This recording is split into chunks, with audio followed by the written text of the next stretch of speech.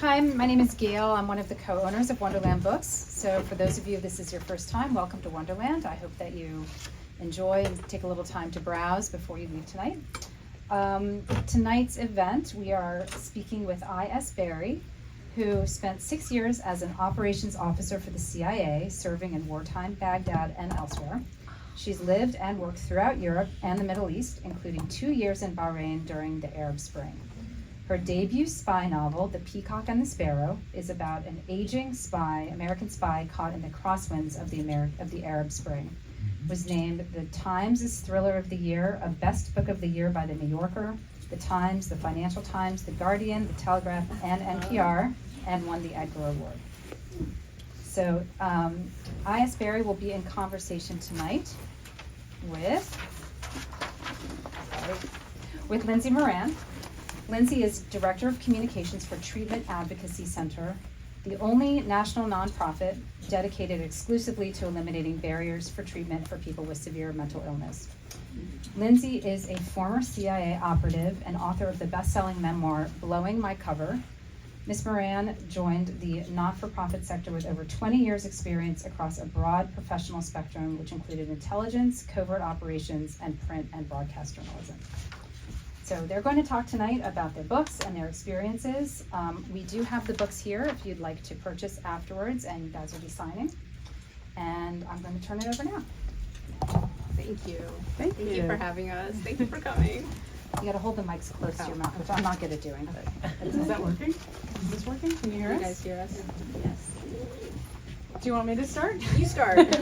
So my book, full disclosure, is 20 years old. It's a great book. But Ilana and I met at the CIA. I was probably like not a generation ahead of Ilana, but like a few training classes ahead of her. And we met there and just immediately became kindred spirits. I left the agency in 2003 and wrote Blowing My Cover, a memoir.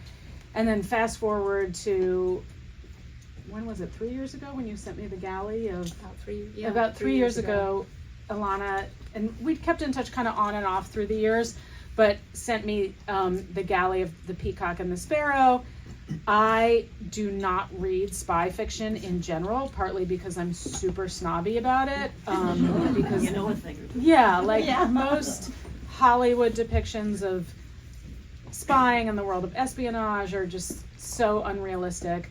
And so I just don't read spy fiction. So I started reading The Peacock and the Sparrow, and I have to say it is just phenomenal. It's really not just the most realistic depiction I've ever seen of what a CIA operations officer, which is what both Ilana and I were, is, but just such a, really captures kind of like the personal turmoil, I think, that CIA officers operating undercover really endure, and also a lot of bit of the like mundane and malaise aspects of being a CIA officer, but also just there's a romance there. It's really, this is a book that it achieves like a pinnacle on so many levels, as a spy novel, as a thriller, as a romance, and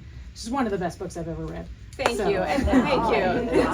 She's very nice.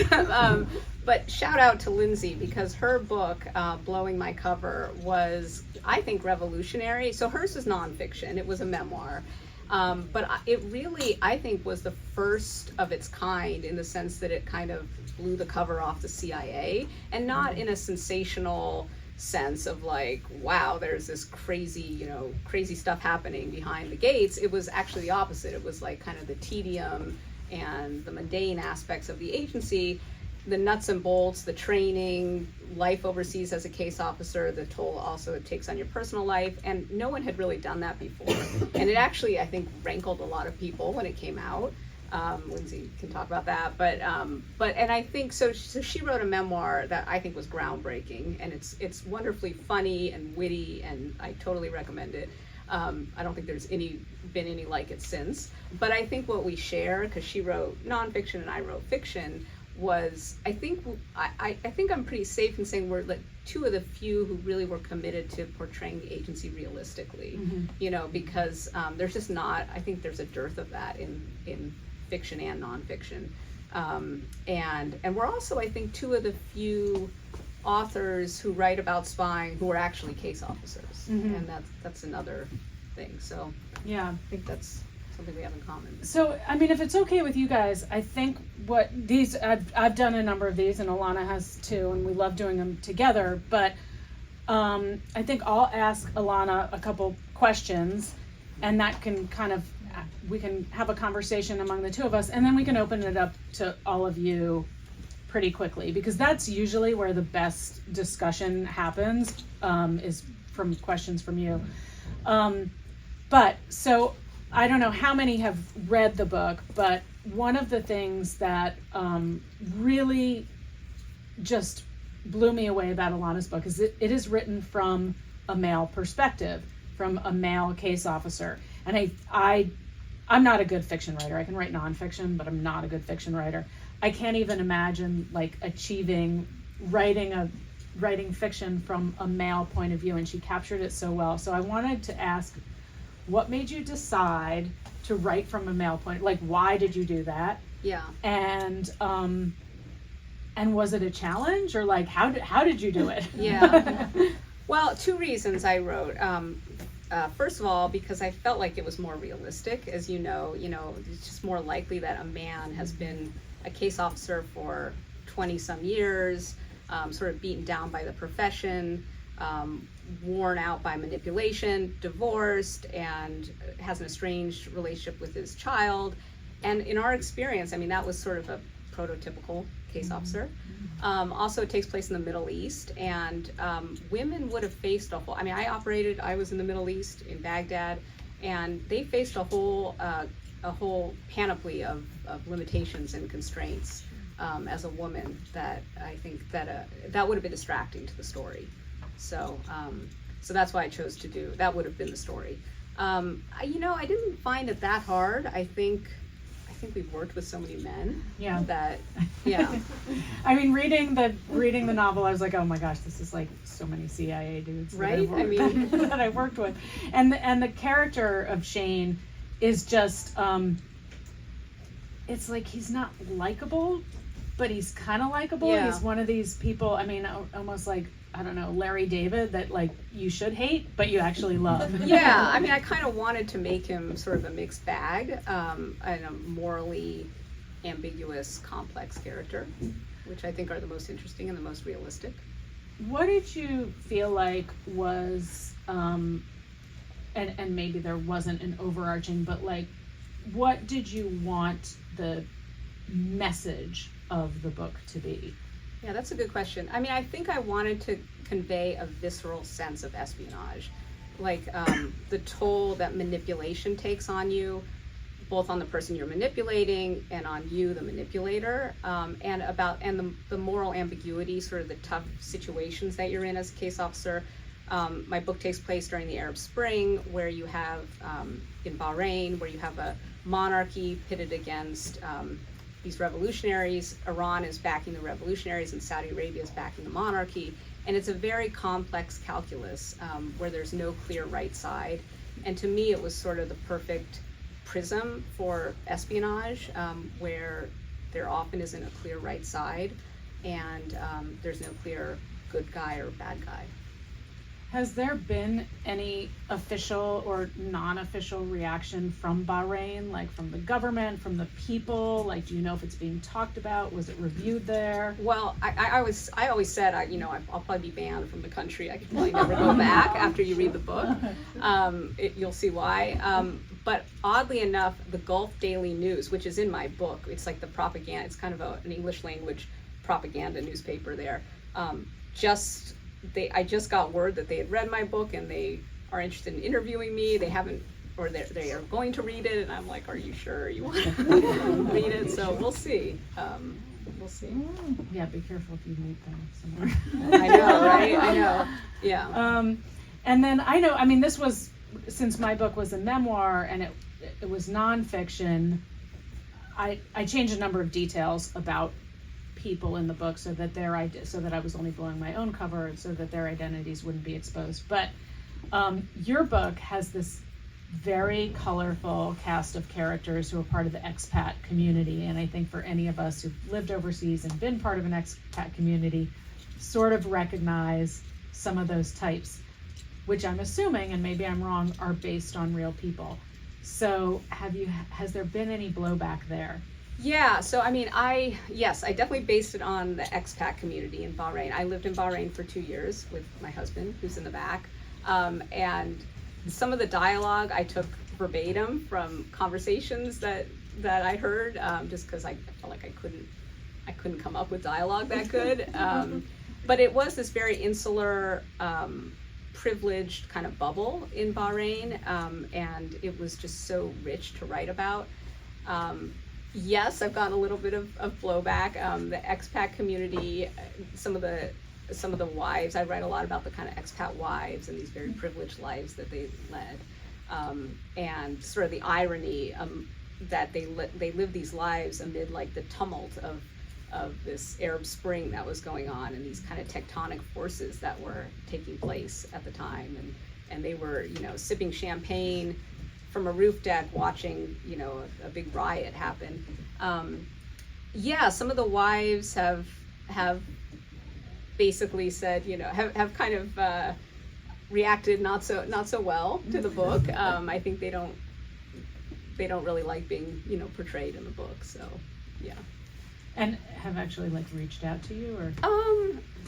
Here and there a little bit, yeah. I asked this because from my optic, there was one woman, a classmate of mine who I wrote about in the book, who was very, very like ambitious and competitive, and then later I felt kind of bad because I felt like she was the one sort of individual. You know, I don't have a problem trashing the CIA or whatever, but I'm like, this is an individual, and I kind of not made fun of her, but you know, she was portrayed in a light, so I felt really bad about it. I found out years later she stayed in the agency and made a career there, and it just really heartened me that she would have like brown bag lunches with young trainees and bring out the book and say like, oh, this is me. Oh, that's awesome. It made me feel a little bit better. And then I think I want to or we should open it up to questions from the audience, but I do want to know like what's next. I know you have another book in the works. I don't know how much you can talk about it, if it's espionage related, but I'm very curious to know what's on the horizon. Yeah, I'm writing another spy novel. I've changed stories like literally 12 times, but I think I'm sticking with this one. And it's a little bit of a prequel to the Peacock and the Sparrow, but also kind of a standalone. And it's basically the story of the female character in the book, which a lot of readers, I got a lot of feedback that they really found her interesting and they wanted to know more about her story. So will it kind of be a sequel? Like a prequel type. A prequel. Oh, and yeah. it'll be it's during the global war on terror after we've invaded Iraq.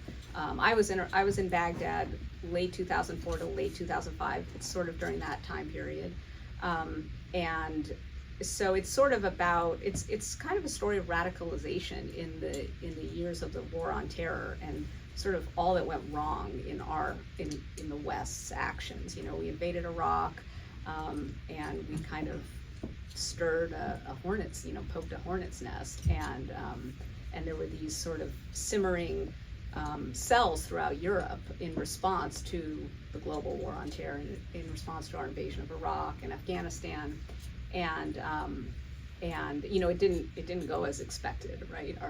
Our whole campaign. So it's kind of a story of that on a larger scale, and at a human level, it's the story of Al-Maisa, who's the female character in the book, and sort of her journey before she gets to Bahrain. Now, will you have to send that to the pre-publication review board? Yeah, so we both, anything we write till the day we die, pretty much, that even mentions intelligence or anything with the CIA, we submit. We have to have cleared before we show it to anyone, to agents, to our editors, to each other. We both had to have it cleared. So even though she's not a CIA person, you still have to have that book. Yeah, cleared. anything having to do with intelligence, or I think really anything with foreign policy, intelligence adjacent, pretty much we have to have cleared by the agency's publication review board. And I know that Ilana and I had kind of different, but kind of the same experiences. I think you said you didn't have any issue. Did they change anything? Yeah, it was minimal. It was like 3 words that they redacted. They were very prompt. It only took a couple months, but that hasn't always been. And I think you had a similar experience in my getting your memoir experience cleared. was weird in that, and this was back in, my book came out in 2005, but I think I submitted it to the pre-publication review board in 2003, and I submitted 4 chapters of the book because the rules are that you can't even send anything to an agent unless it's been cleared by the agency. So I sent 4 chapters to the CIA. Didn't hear from them. And so I called them, and I literally left a message. I was like, I haven't heard from you guys, so I guess you're cool with this. I'm going to be sending it to an agent. And I like hung up the phone. I mean, I think it was a rotary phone. This is, and it was like, bring! And they said, the guy said, there's no way you're ever going to get this cleared. Like, you should give it up. We're never going to clear this, so sorry. And I had read enough memoirs by men. There had been many CIA memoirs written by men that I knew what was already out there. And so in a way, it kind of prompted me to finish the book. And I was prepared to go to bat against the agency if they wouldn't clear it, because I knew that I didn't have any classified information in there. And then by the time I resubmitted it, which was the whole book, there was a new head of the pre-publication review board, and he called me. He's like, I'm not supposed to say anything like this, but your book's really funny, and like, so you've really captured these people. So I think he went to bat for me, kind of against the agency. He was a lifelong DOJ lawyer, and the pre-publication review board is supposed to be impartial like that. So it worked out in my case, and at the end of the day, I could count on both hands the number of words they even asked me to change. But we both know other authors who've really been stymied by the pre-publication review board. I think the pendulum swings back and forth. I'd written nonfiction pieces over the years that were much harder to get through, and they just would redact. Like at one point, they redacted my height and weight. They redacted the color of the sky. I mean, I know, literally. I mean, to their credit, I mean, I fought them on those, and eventually they lifted the redactions. But I think a couple things over the years. I mean, we're talking like decades ago. Yeah. And over the years, a couple things have happened. One is they've just become more reasonable. 2 is that they a lot of very senior officers have written memoirs, and once you let the director, the deputy director clear all this, once you approve all their material, it becomes a lot harder to say no to the little people. So I think that's worked in our favor. They can only be so hypocritical, and also there have been a couple lawsuits. There are law firms that try to hold them accountable, because it is based on actually a Supreme Court case that says that I think that's Navy versus Egan, where they actually have to clear within a certain period of time. So I think they're pretty reasonable. We'll see if that holds. But I was just going to say a couple of the law firms that have held the agency accountable have now had their top lawyers have had their clearances. That's true. So, although you don't need a clearance for most of these issues. So, yeah. Anyway, I think maybe we should just open it up to questions from all of you. Anyone have any questions? Yeah. Well, you've mentioned being caseworkers. Is that Oh. what is that? We should and then explain. what role did you play in the community? Did you go to work 9 to 5? Oh, or yeah. were you one of the spouses or? Yeah, we should explain. Yeah. A case officer. Yeah. It's a fancy. it's like the least sexy term I know. imaginable for Yeah. the sexiest job in the world. Right, Like right. you're undercover overseas, You're a operating spy. as a spy, but Yeah. it sounds like you're like a It social sounds like worker. you're running, social work. Exactly. No, yeah. exactly. Or like, I know I've had reporters ask me, am I a secretary or whatever. I mean, that's what, no, we're recruiting sources. We had to go through very specific long training, 6 months, plus 6 core months and then additional training. Our primary mission was to go overseas and convince foreigners to betray their country, or their tribe or their family or whatever, to give us secrets that were in our national security interest. And it was the opposite of a 9-to-5 job. It was like a 5 to 9 job, maybe, like 5 in the evening to 9 in the morning. But no, it was. And Ilana and I had different experiences in that I was operating in the Balkans, former Yugoslavia, which, you know, there was the country Macedonia where I was operating was teetering on civil war, but it didn't devolve into civil war. And then Ilana was actually not Bahrain. You weren't operating in Bahrain, but like in a war zone. Like Baghdad is a whole different story. So yeah. But in the crux of the job of what's called a case officer or an operations officer is you are going to a foreign country, spotting and assessing people that might have access to information that the U.S. government wants, and then developing relationships with those people, trying to determine, do they exhibit the characteristics that might make them a spy, recruiting them, and then gathering information. Thank you. I have a question. So you were probably in embassies. It's a good question. Did your colleagues know that you were part of the CIA? You can answer that first, and then I'll. And what was your job, if other than being a spy, if you were in this situation? Interestingly, we can neither confirm nor deny if we were in embassies. So I'll leave it at that. Well, we've been at a couple. Yeah. Right. We always knew who you were. Yeah.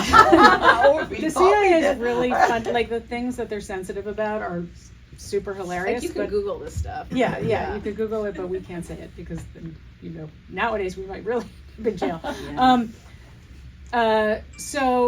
But in my case, and I don't know what your cover was. Yes, we had ours were a little different. I was in a war zone, so it was like we did not work out of the embassy. I can talk about this because I've written nonfiction pieces about it that have been cleared, but so we operated, we had our own kind of compound, and we were in the green zone, and typically overseas, I think they've cleared enough that typically you do work out of. I can say, and I know this because it was clear ahead. in my book, but I had what's called official cover. So I was a diplomat. I was posing as a political officer in the Balkans, and that was my cover job. Yeah. But my question was, did the people that you worked with know that you were CIA? You worked in an embassy, you had a cover. Because when we lived overseas, we were always wondering who's CIA and who is CIA. Right. In my case, like some of the Americans at the embassy knew. Any of the foreigners working at what we call foreign nationals working at the embassy should not have known, and to my knowledge did not know. After my book came out, I got letters from people in the Balkans who were like, I had no idea. I thought that guy was the CIA guy. And I'm like, no, it wasn't him. Yeah.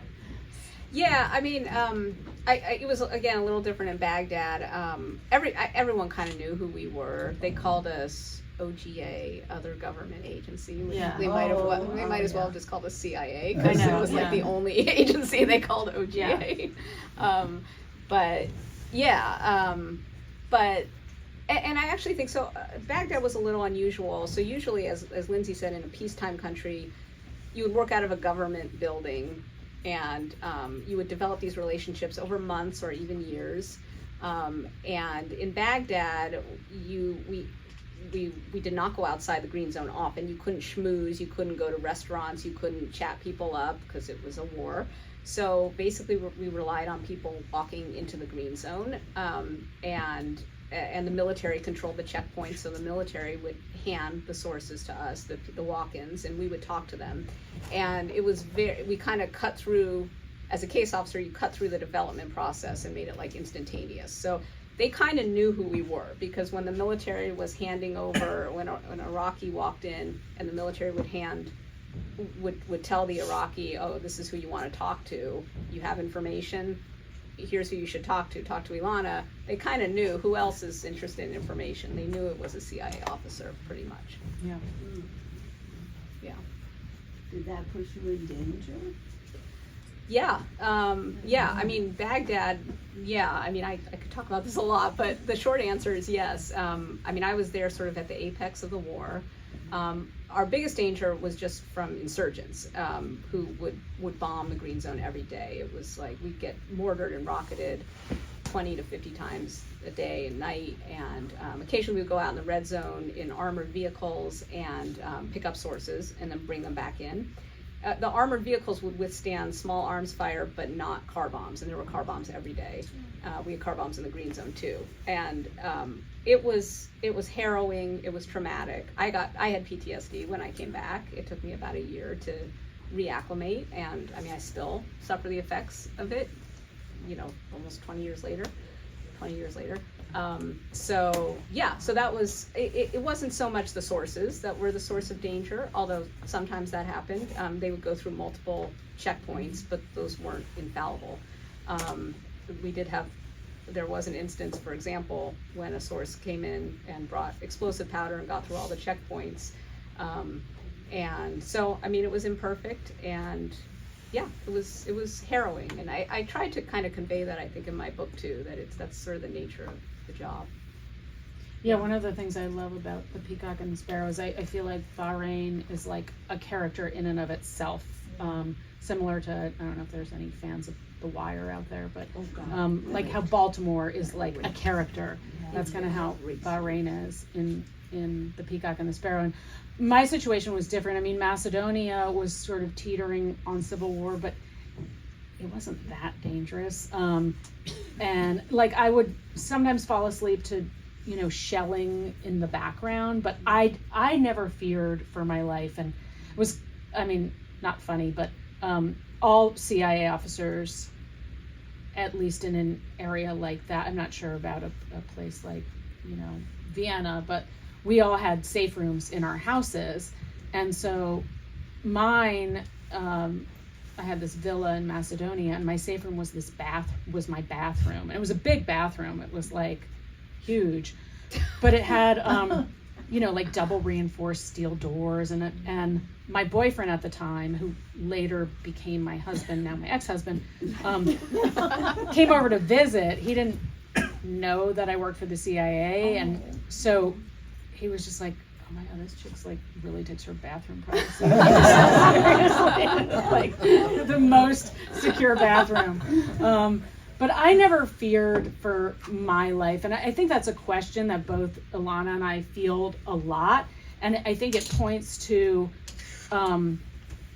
the real difference between how Hollywood portrays what a case officer or an operations officer does and the reality, because the reality is like you're not assassinating people. The person that you're meeting with is not an adversary. It's like you're trying to schmooze them. You're trying to develop a relationship. You know, you get more bees with honey. And so a war zone, there's real danger because it's a war zone. But when you're meeting one-on-one with potential sources, it's actually like, I never felt in danger myself. Yeah, I mean, there was, just thinking about the question, there was one, like I had one source who inexplicably had gotten a weapons permit allowing him to bring a weapon into the Green Zone, which like never happened. He had lived inside the Green Zone. He was a Baptist and he had a house there, so somehow he had gotten a weapons permit. And he used to, we'd meet in a safe house, and he would start every meeting, he would make this big show of clearing his weapon. And we had a 2-person rule, so it was like me and another case officer, a guy, and he would clear his weapon, he'd do it really sloppily. And we wore body armor everywhere we went, everywhere, when we ate, everywhere. And I would always but sometimes we'd take it off during the meetings, but I would always keep it on while he was clearing his weapon, and he was not very like reliable, like I didn't always trust him. So there were moments where I, you know, That's just weird. But I mean, but I think I know. But I think it also speaks to like what one of the other things I tried to convey in my book is that I feel like in espionage, everything is such an unknown quantity. Like you don't really know your sources. You don't know who's telling the truth and who's not. And at least I felt like that in Baghdad. It was very, very gray. And so I think, yeah. Yeah, you have to be comfortable operating in the gray. And I know you had a question. Yeah. I guess what motivated you guys to get in and to get out, and did you always know you wanted to write about your experiences? Yeah, I mean, I think we probably have. I think we've had similar motivations going in, which was, it sounds cliche, but basically to serve.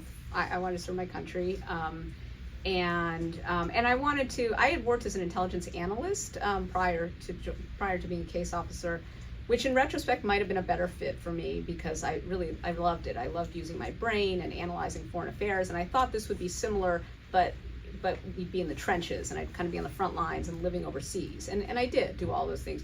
But as a case officer, it's not a very intellectual job, which is one reason why I ended up feeling like it wasn't the greatest fit. And like you're using your brain in a different way. You're using it like to think of how to run a surveillance detection route, or how to manipulate someone, or what kind of food they like, or it's not very substantive. It wasn't as substantive as I had hoped it would be. For me, the manipulation was never a good fit. It never sat right with me. I knew pretty much from the beginning that it wasn't the right job for me, and I stuck it out as long as I could, but at a certain point I realized this wasn't right. And there was a moment in Baghdad. I was actually like developing a female source, and she was going through a divorce, and she showed me pictures on her phone of her husband's mistress, and she basically just wanted a shoulder to cry on. I was another woman, and the whole time I'm thinking, okay, how can we use this? Like, how can I parlay this into recruiting her and getting what we need from her? And it was not a good feeling. It was like a feeling like, this is not the job for me. This is not what I want to be doing. And I still remember that moment where I just felt like, I can't do this for much longer. Yeah, I think it was the same. I mean, for me, it was kind of like a childhood dream to be a spy. Like, I was obsessed with Harriet the Spy when I was very young.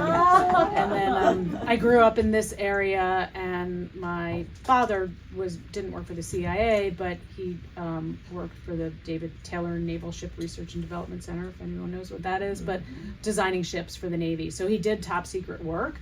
And so I grew up in the DC area, kind of steeped in this world of and during the Cold War, and was, really obsessed with the Eastern Bloc and Soviet Union. I went to the Soviet Union when I was 17 in 1987. And I wanted to serve my country too. My brother became a naval aviator. I'm not cut out for the military. But this I thought was like a way to serve my country that I thought would be really cool. And it was, although similar to Ilana, like I did have, I didn't enjoy it. I didn't find, even, I think to do that kind of work, you really have to believe in the higher cause. And as soon as that starts to erode, which I think for me and Ilana pretty quickly was then it's like you're doing a really dirty job. And if you don't believe that you're really serving your country, which after a while I started to feel like I wasn't, then it's not sustainable. I think if you stay, you can become, really weird. Yeah, and I think, we're both proud of our service, you know, and I think it's absolutely, I think it's a necessary profession, and I think there's some people that it's a great fit, and kudos to them, and I think, there's a noble purpose to it, but I think you have to be able to compartment, and it's not for everyone. Yeah. Yeah. And then, ideologically, I wrote in my book that the straw that broke the camel's back for me was the Iraq War, which was partly true. I was in Russian language lessons, and I was surged into Iraqi operations, not in Baghdad, but supporting the invasion from headquarters. And that wasn't my specialty. I didn't know a lot about WMD. I didn't know a lot about the Middle East.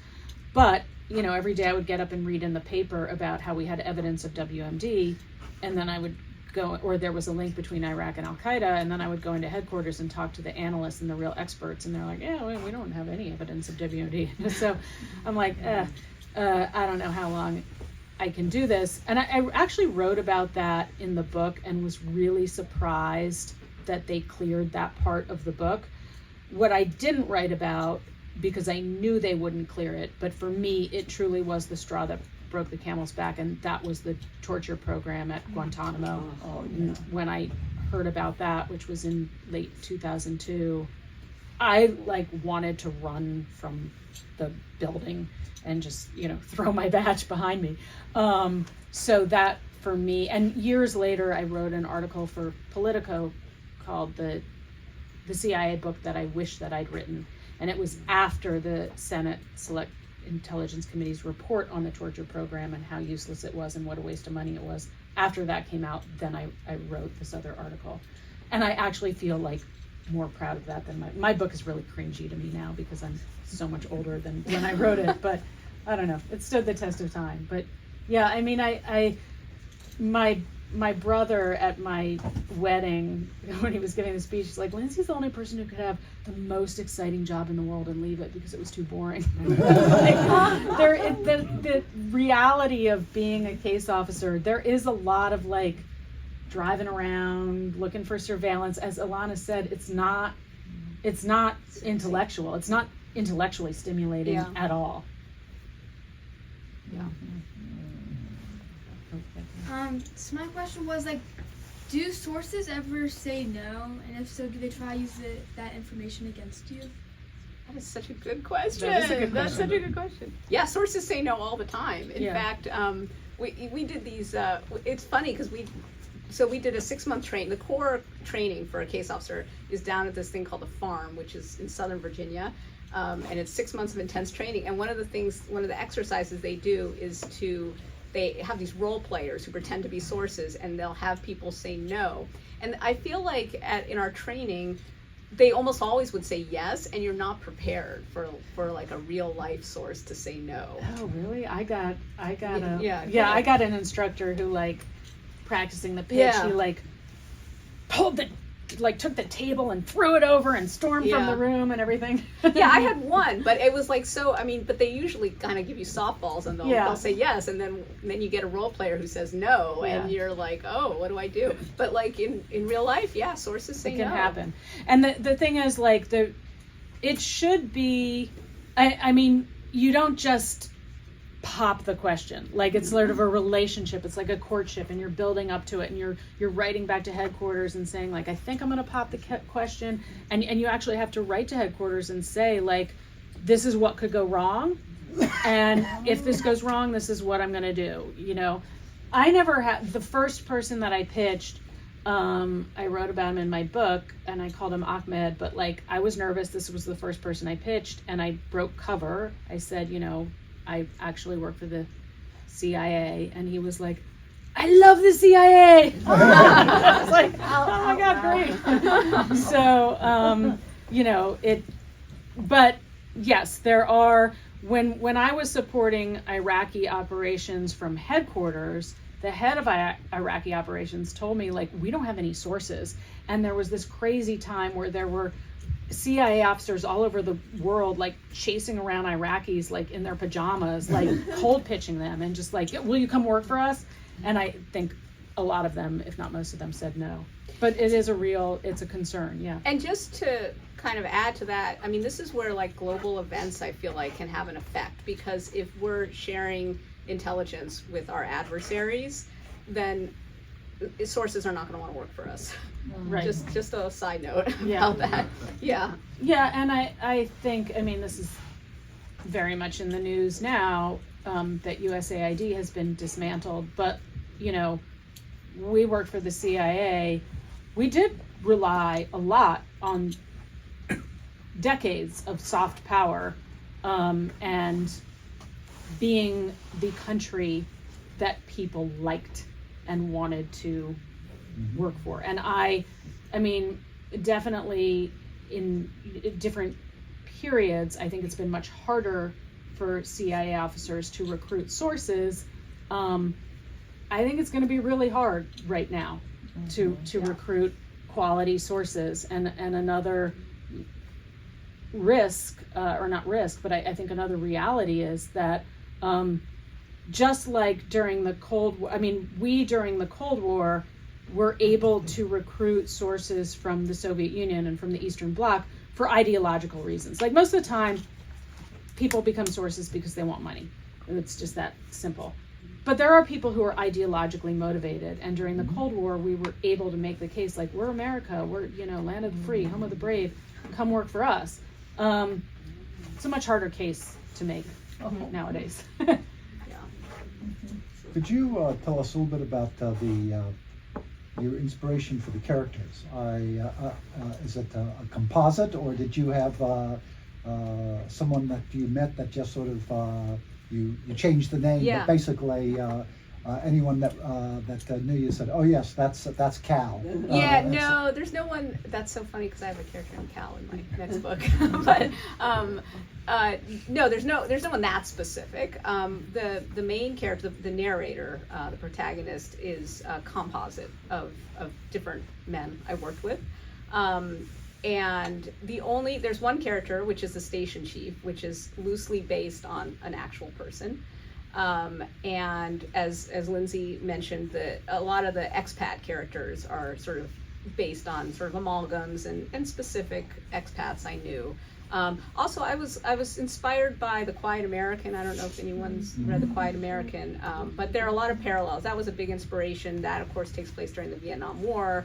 It's an aging British journalist who's vying with the young American CIA officer. I have a similar dynamic in my book, which is an aging American spy vying with the young rival American CIA officer for a woman. And so it's sort of a similar dynamic, and I pay homage to The Quiet American throughout my book. But so I kind of based my characters a little bit on The Quiet American. And in fact, the station chief, his name is Whitney Alden Mitchell, and Alden Piles, the name of the young CIA officer in The Quiet American. So how did the two of you get recruited into being into the CIA and being case officers? I mean, I feel like it's a myth. I don't know about you, but I feel like it's a myth that, you know, they come up and tap you on the shoulder. Yeah, like yeah. I don't actually. They used to do that like many years ago. But I know don't a think, few people have been approached, but most of the people I know. I mean, I just sent in my application, like anything else. Like Sign me up. Yeah, I mean, pretty much. I did too. Yeah, my Yeah. dad was like, they'll never take you. You Yeah. smoke pot. You should have been head of the Young Republicans Club. And I was like, whatever. But anyway, I wrote a letter and folded it in thirds. I mean, this was before the internet. Put it in an envelope like CIA, Langley, Virginia. Yeah, pretty much. Yeah. Yeah, so it is, I think it is really a myth. I mean, I do know people who have been tapped on the shoulder. The CIA does recruit heavily from the Mormon community, which sometimes Yes. surprises people, Yeah. but traditionally it's made sense because usually they're squeaky clean. They can Well, they go on cast- missions and they Yeah. all speak foreign languages. Yeah, and they've done the job. They've recruited people.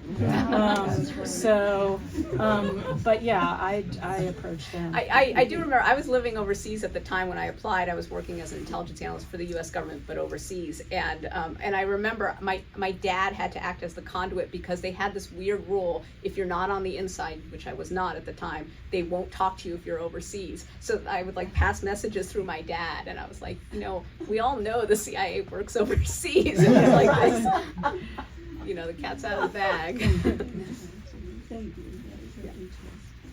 Did you have quotas as a, you know, did they impose quotas on you as a way of like determining whether or not you were fit for the job, and if you didn't meet your quotas, what would they do? For recruiting sources, you mean? Right. Yeah, so they, in theory, got rid of that while we were there. Like they used to, I mean, it used to kind of be like numbers, right? Like how many sources you could recruit. And then they realized how asinine that was, and they they said they were changing. It was quality over quantity. But to be honest, I don't think it ever really changed. It didn't change while I was there. Yeah. It was definitely like, I was well aware that I had to recruit Yeah.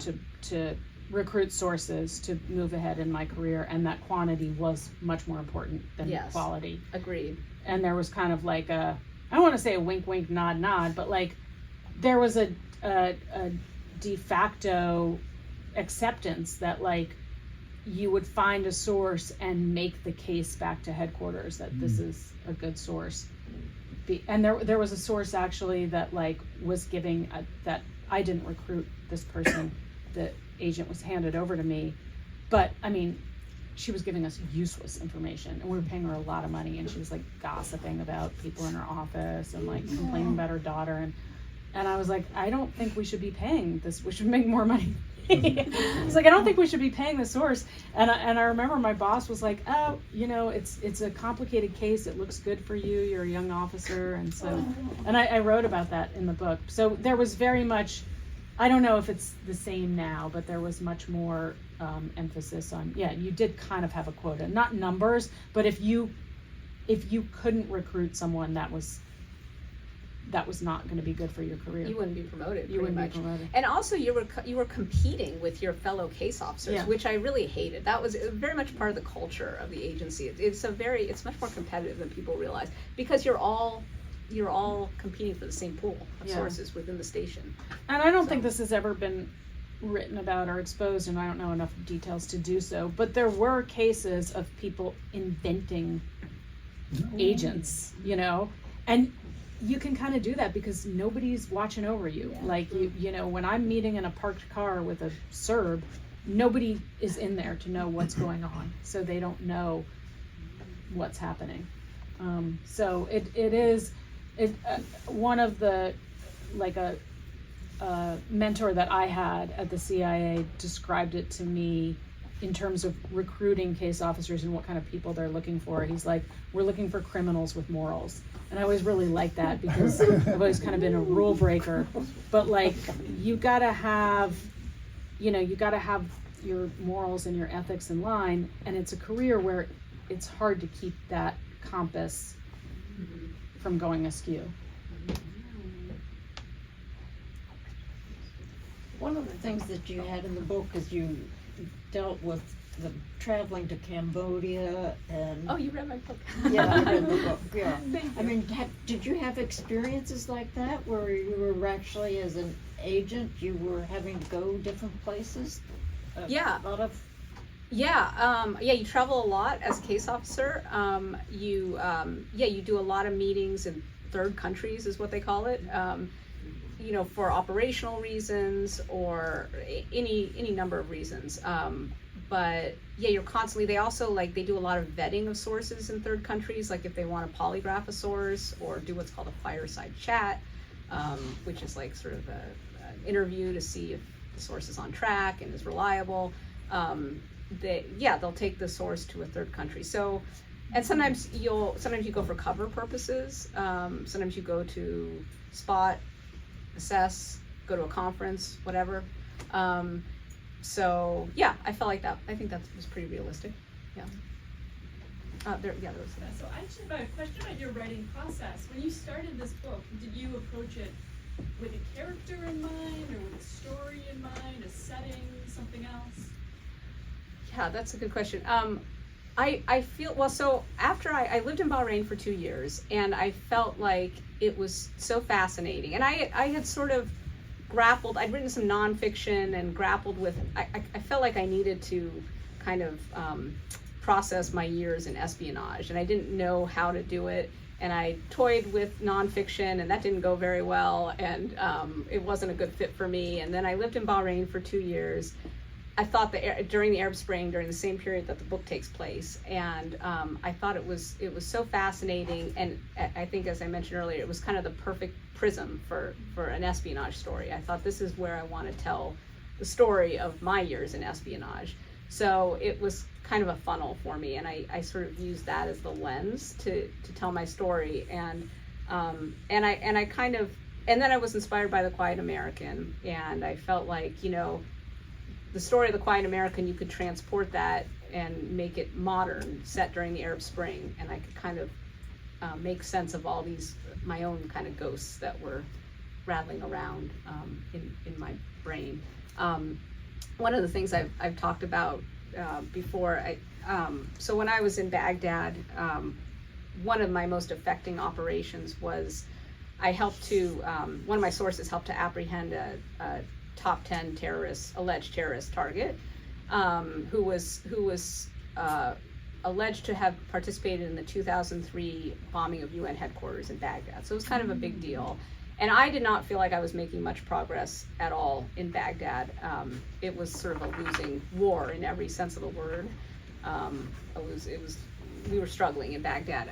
So this felt like a huge victory to me, and my source helped to track down this guy, and we apprehended him, and they detained him and put him in a detention facility.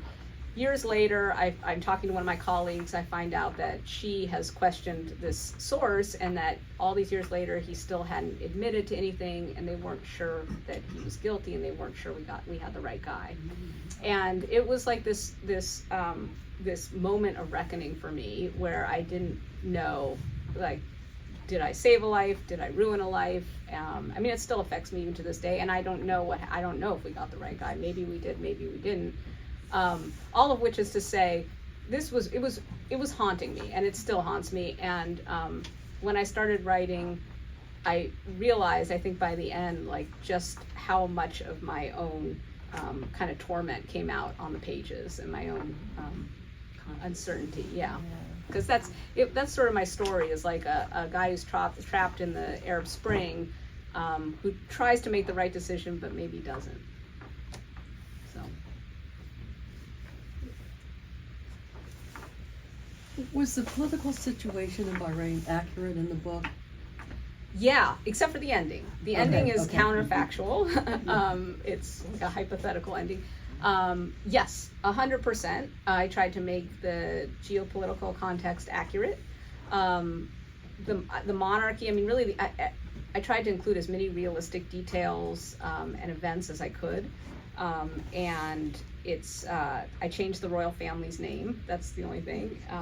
But yeah, this is all in open sources, but the New York Times has reported about Iranian support for the Arab Spring in Bahrain, which is not to say it's not a legitimate democratic movement. It is, for sure. But in Bahrain, it's been reported that they do get support from Iran.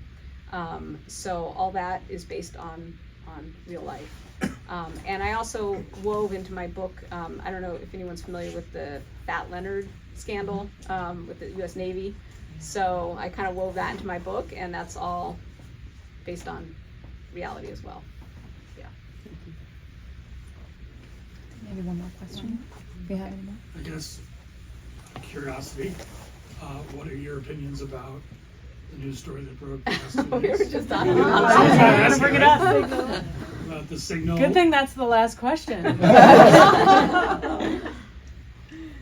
Shocking. I mean, Yeah. shocking, and we'd be fired in a Yeah. nanosecond for doing something like. Yeah, go ahead.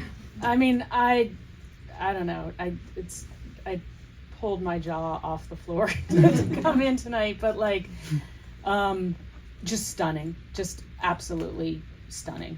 Like I mean, I would be remiss in not admitting that I'm very scared. Because I think like this, it's not just that the discussion took place over Signal. You know, it's not just that the editor of The Atlantic happened to be added to the chat. It's funny, I don't check my Signal every day, but like I went on like today, I'm like, oh, I wonder if I've been added to any. But it is the flagrant stonewalling and lying and pretending like this isn't a big deal. It's embarrassing. It's, you know, we appear very weak and extremely undisciplined to our allies and our adversaries. If I had done that, I would have been fired. Alana would have been fired. There would have been huge consequences. So I don't know. Yeah. That's my take No, in I- a nutshell. I agree. It's shocking. I mean, like we would do like hours long surveillance detection routes, and like you have layers and layers and layers of tradecraft to keep people safe. And to see something like this, you know, some just flagrant, you know, revelation about war plans over. I mean, just like 101, like Yeah. like an intern would know better. Yeah, and I mean, if you take the politics totally out of the equation, like the intelligence community and the CIA, notwithstanding all of the deep state conspiracy theories, tends to lean right. You know, like I might as well have been like Joan Baez, like strumming a guitar there, and I'm not that far left, or I wasn't then when I was young, but. So, I mean, most of my friends who either are still at the CIA or out, they're Republicans, and they're horrified. I mean, they're not like, oh yeah, this is no big deal. I mean, they're horrified. Yeah. All right, well, I want to thank our speakers. This was super interesting. Yeah. So,